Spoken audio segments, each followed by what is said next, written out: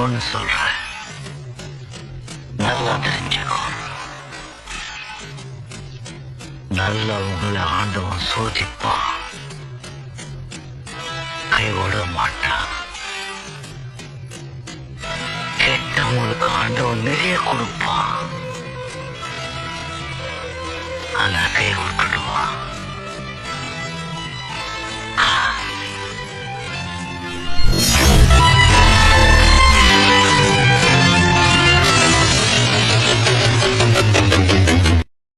காசுலயே குறியா இருக்கேதா? ஜிடிசா துவாபராகத்துல கண்ணர் கடவுள், திரேதாயுகத்துல ராமர் கடவுள், கலியுகத்துல காசுதான் கடவுள்.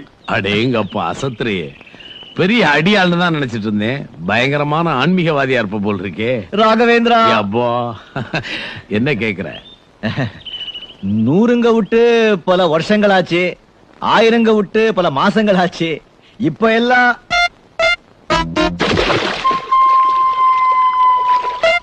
தாதா, தைரியமா இருக்கு. என்ன கொஞ்சம் யோசிக்க விடுங்க.